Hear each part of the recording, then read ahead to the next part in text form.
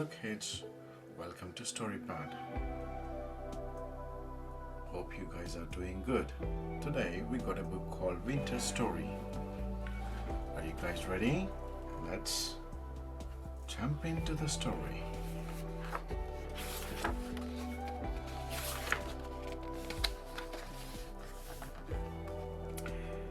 It was the middle of the winter.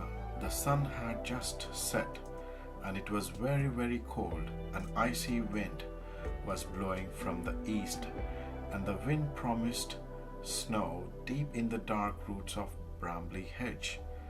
Tiny lights appeared as lamps were lit in the windows.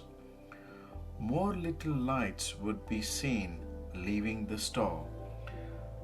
Stump moving hastily along with the hedge grew and disappearing into the holes hidden in the twisty roots. The mice had smelled snow in the air, were all hurrying home to a nice hot supper by the fire. Mr. Apple, warden of the store Stump, was the last to leave for home. By the time he reached Crab Apple cottage, the first flakes were beginning to fall. "Is that you, dear?" called Mrs. Apple as he let himself in through the front door. Delicious smells wafted down from the kitchen. Mrs. Apple had spent the afternoon baking pies, cakes, and puddings for the cold days to come. She drew two armchairs up to the fire and brought in their supper on the tray. There was a lot of noise coming from the hornbeam tree next door. The Toadflax children had never seen snow before. "It's snowing! It's really snowing!" squeaked the two boys, Wilfred and Teasel. They chased their sisters, Clover and Catkin, round the kitchen with pawful of snow scooped from the windows ill. "Supper time!" called Mrs. Toadflax firmly, landing hot chestnut soup into 4 small bowls. After supper, the children were sent off to bed, but they were far too excited to sleep. As soon as the grown-ups were safely occupied downstairs, they climbed out of their bunk beds to watch the snowflakes falling past the windows. "Tobogganing tomorrow," said Wilfred. "Snow pancakes for tea," said Clover. "We'll make a snow mouse," said Catkin. "And I'll knock it down," said Teasel, pushing the girls off their chair. Next morning, the mice along the hedgerow woke to find their windows half blocked by snow. Mrs. Apple had to stand on tiptoes on the kitchen table to see out, and what a sight met her eyes! The fields were covered with a thick white blanket of snow, and all the paths and plants had disappeared beneath it.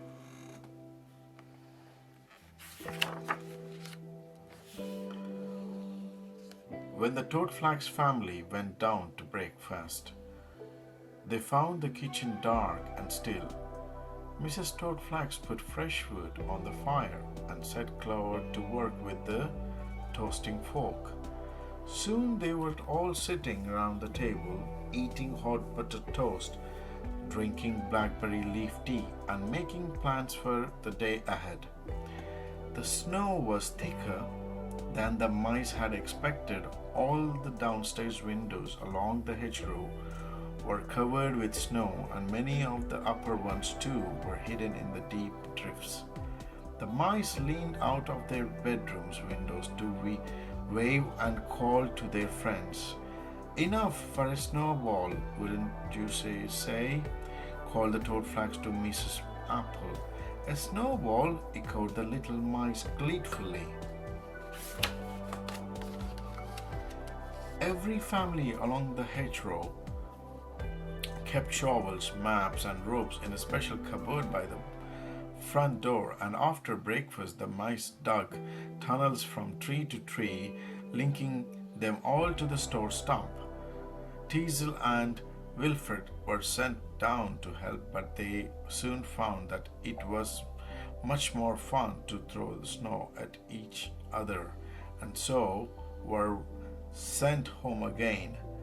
Lord Woodmouse dug this way through to add Mrs. Eyebright and helped her to light a fire. I haven't seen snow like this since I was young, she sighed. The last snowball was held in the year Mr. Eyebright and I were worried. I were married. I'm the only one left who can remember it now. When the tunnels were finished, all the mice gathered noisily in the store stump hall.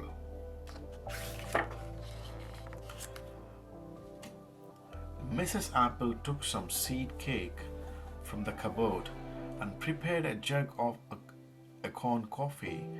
The mice helped themselves and gathered round Mr. Apple, who led up a powerful silence. Lord Woodmouse and I have agreed, he said, when they were quiet, that we should follow in the tradition of our forefathers. He cleared his throat nervously, straightened his whiskers, and recited, when the snows are lying deep, when the field has gone to sleep, when the black thorn turns to white, and frosty stars bejewel the night, when summer streams and turns to ice, a snowball warms the heart of mice. Friends, I declare that snowball will take place at dusk tonight in the ice hall. Where is that? Whispered Clover, as the mice clapped and cheered. Wait and see, replied Mrs. Apple. You come home with me and help prepare the feast. There was a deep drift of snow banked against the store stump, and the elder mice, after discussion, declared it to be just right for the ice hall. Mr. Apple dug the first tunnel to check that the snow was firm. It's perfect, he called back from the middle of the drift. The mice picked up their shovels and the digging began. The snow was dug from inside the drift, piled into the carts, and taken down into the streams. Wilfred and Teasel helped enthusiastically, but they were sent home again when Mr. Apple caught them putting icicles down Catkin's dress.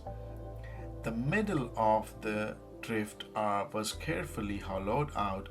Mr. Apple inspected the roof very thoroughly to make sure that it was safe as the store stump had declared. All the kitchens along the Brambly Hedge were warm and busy. Hot soups punched and puddings bubbled, and in the oven pies browned and sizzled. Clover and Catkin helped Mrs. Apple string crab apples to toast over the fire. The boys had to sit and watch because they ate too many. It's not that I mind, Clears, but we must have some left for the punch.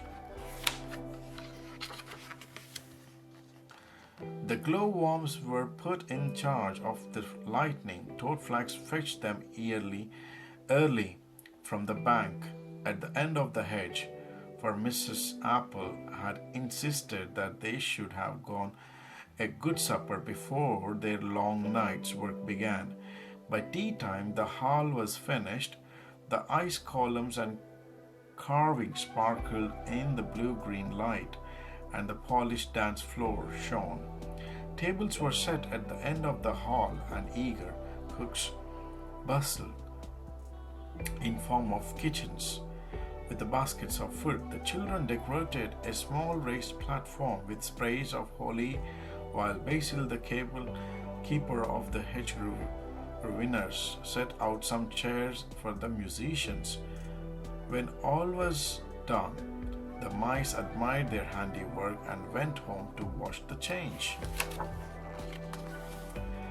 As muffs and mufflers were left at the door, it was clear that all the mice had dressed up for the grand occasion.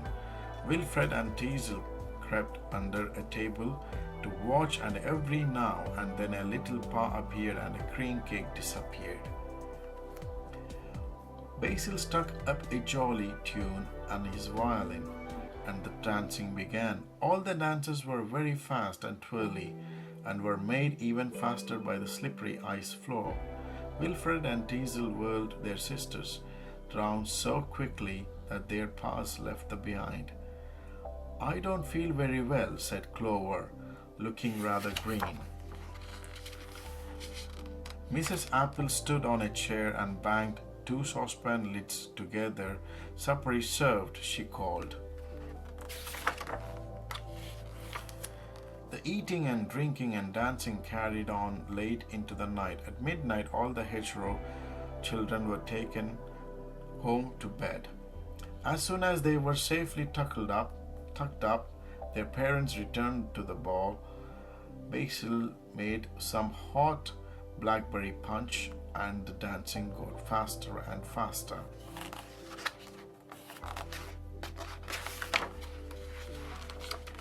The snowball went on until dawn. The musicians were tired. The ice columns began to drip. The sleepy mice could dance no more. They wandered home through the snow tunnels, climbed the stairs, and crept into their warm beds. Outside the window, the snow had started to fall again, but every mouse in Brambly Hedge was fast asleep. Wow, that's a nice winter story we got here. It's all about you can store the things until the winter season is finished. And they really had a good party given by Mrs. Apple. Did you like the story, Violet? Yes, I did like the story of the winter. I hope you guys like the story too. Thanks for watching and listening. I'll be seeing you in next video with new story. Bye.